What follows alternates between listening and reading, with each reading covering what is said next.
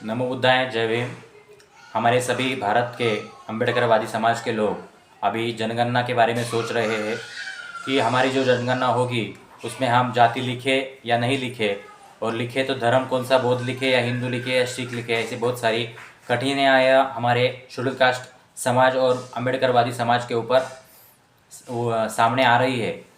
तो उसके बारे में अब आज हम सोचने वाले हैं कि डॉक्टर बाबा साहेब अम्बेडकर ने 1956 को जब धर्मांतरण किया तो उससे पहले ही डॉक्टर बाबा साहेब अम्बेडकर ने उसके बारे में सोच के रखा था।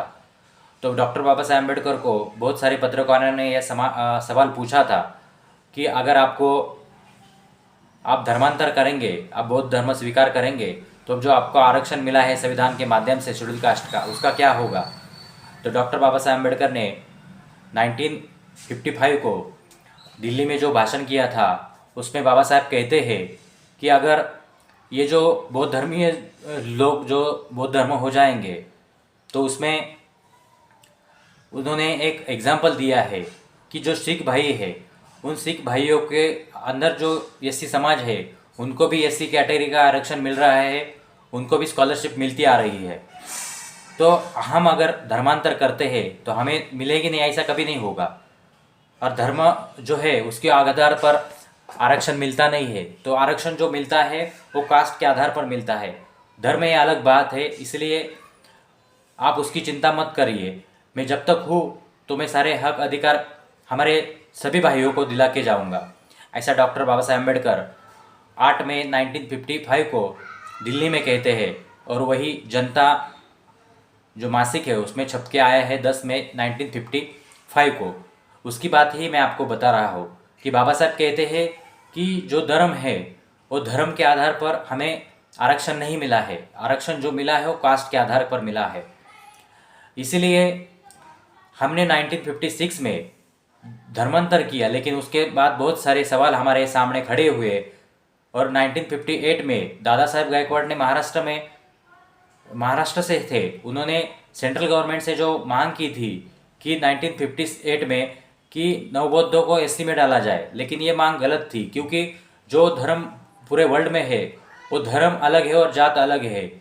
लेकिन धर्म को अगर एससी कैटेगरी में डालेंगे तो भारत का पूरे बौद्ध धर्म का अपमान होगा। इसीलिए वो कैटेगरी में डालने का जो सवाल था वो सहमत नहीं हुआ।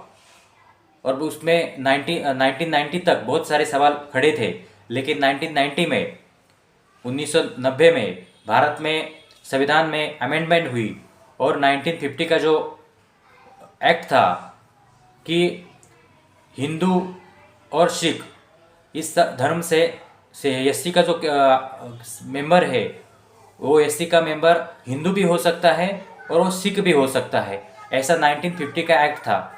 और उसमें 1990 में करेक्शन करके 1950 का जो एक्ट था उसमें एससी का जो मेंबर है वो अभी हिंदू हो सकता है, वो बौद्ध हो सकता है और वो सिख हो सकता है। ऐसी अमेंडमेंट हो चुकी है। अभी हमें खाली लिखना है कि जहाँ हम धर्म लिखते हैं वहाँ पे बौद्ध डालना है, और जहाँ हम कैटेगरी है वहाँ पे एससी डालेंगे। और जहाँ पे हमारी जो जाति है वो चाहे एससी की जो भी जातियाँ होंगी वो जाति हम डाल सकते हैं।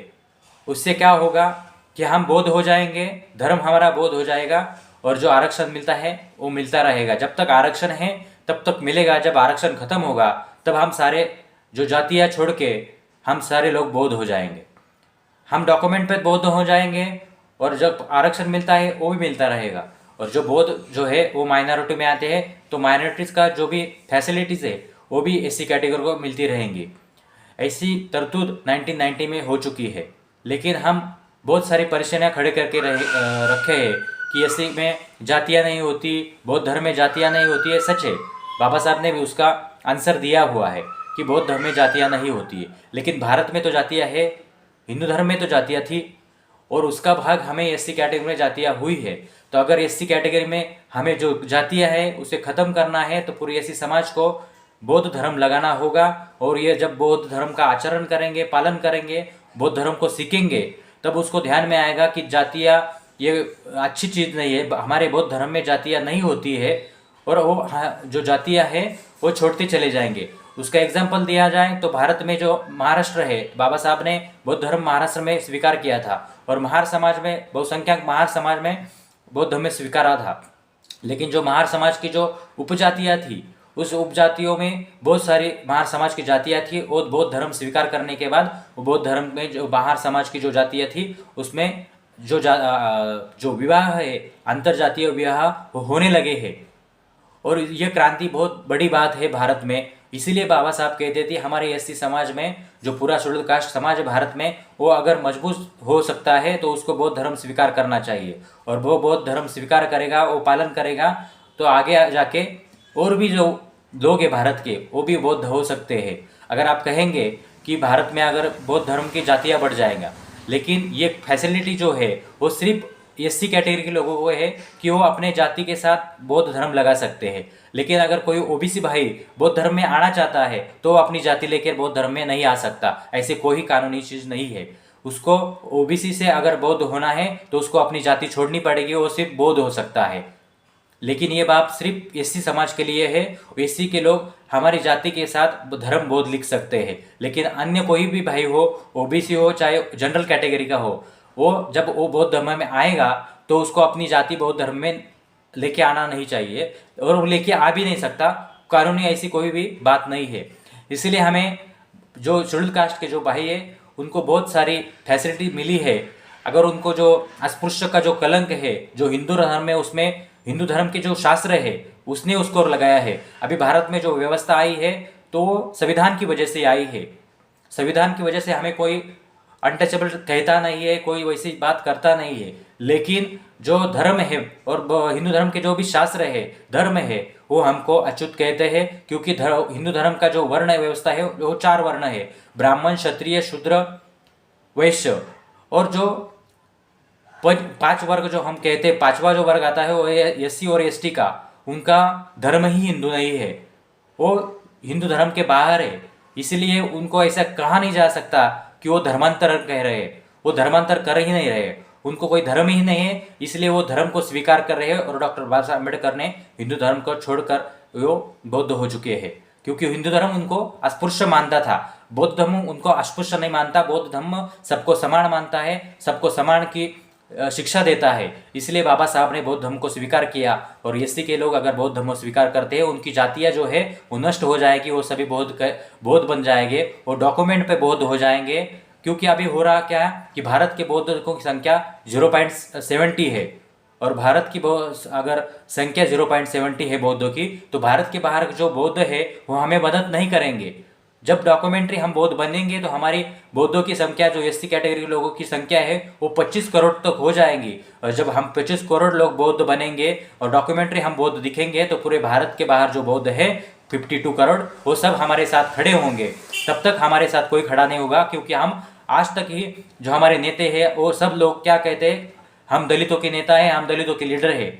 जब तक हम बुद्धिस्ट नहीं बनेंगे, हम बुद्धिस्ट लीडर पैदा नहीं करेंगे, तब तक हमारी कोई ही जातियाँ खत्म होने वाली नहीं है। हम जब तक हिंदू धर्म को चिपकते रहेंगे तो हिंदू आपको दलित मानता है, हिंदू आपको अस्पृश्य मानता है, हिंदू धर्म के ग्रंथ आपको अस्पृश्य मानते हैं। तो आपको उसको छोड़कर बौद्ध धर्म स्वीकार करना चाहिए, बौद्ध धर्म डॉक्यूमेंट पे लिखना चाहिए। उसके लिए आपको एफिडेविट कर सकते हैं। और आपके बच्चे जो है, बच्चों को जब आप स्कूल में डालेंगे तो स्कूल के सामने जो आपको रिकॉर्ड दिखाई देता है उसमें बौद्ध धर्म डालेंगे, कैटेगरी आपकी जो एससी है उस पर डालेंगे और जाति लिख सकते हैं एससी लोग। लेकिन ओबीसी अगर बौद्ध धर्म स्वीकार करता है तो उसको जाति लेके आना, बौद्ध धर्म में आ नहीं सकता, उसको बुद्धिस्ट ही लिखना पड़ेगा। वो सिर्फ एससी कैटेगरी में है। और अगर एससी कैटेगरी के लोग भी चाहते हैं कि हमको जाति नहीं लिखनी है तो भी लिख सकते हैं, और उसको जो एससी का जो आरक्षण मिलता है वो नहीं मिलेगा, तो जनरल में जाके आएगा। तो उसको एससी का आरक्षण चाहिए और साथ में भी बौद्ध हो सकता है, तो वो भी फैसिलिटी हमारे 1990 में संविधान में दे चुकी है। तो हम हमारे जाति के साथ बौद्ध धर्म लिख सकते हैं। अगर वो लिखेंगे तो आपको आरक्षण मिलता रहेगा, और अगर आप नहीं लिखेंगे तो आरक्षण आपका कम होता जाएगा। उसके बाबा साहब लिखते हैं कि हमको आरक्षण से ज़्यादा हमारा स्वाभिमान प्यारा है। तो हमको अगर आरक्षण नहीं चाहिए तो आप एससी कैटेगरी नहीं लिखेंगे, आप डायरेक्ट बौद्ध लिख सकते हैं। और आपको आरक्षण, जब तक आरक्षण चाहिए तब तक आप आपका धर्म भी बदल सकते हैं, बौद्ध लिख सकते हैं। और आप एससी कैटेगरी के साथ साथ आपकी जाति लिख सकते हैं, उसके साथ आपको माइनॉरिटी के जो फैसिलिटी है वो भी मिलेगी। SC कैटेगरी की जो भी फैसिलिटीज़ है वो भी मिलेगी। आपके दोनों भी राइट्स डॉक्टर बाबा साहब अम्बेडकर ने भारतीय संविधान में पूरी तरह से आपको संरक्षण दिया है। इसलिए आप बौद्ध लिखने से डरी मत। आप पूरी तरह से जो भी अम्बेडकर राइट समाज है भारत में, वो सभी अपने आप को डॉक्यूमेंट्री बौद्ध बनाए और डॉक्यूमेंट में बौद्ध लिखे। आप बौद्ध बनेंगे डॉक्यूमेंट में तो आप सभी भारत के बाहर के जो लोग हैं बौद्ध, वो आपको मदद करेंगे। चाहे शिक्षा हो, चाहे आरोग्य हो, चाहे आपकी रोजगार की समस्या हो, वो छूटने के नज़दीक आएंगी।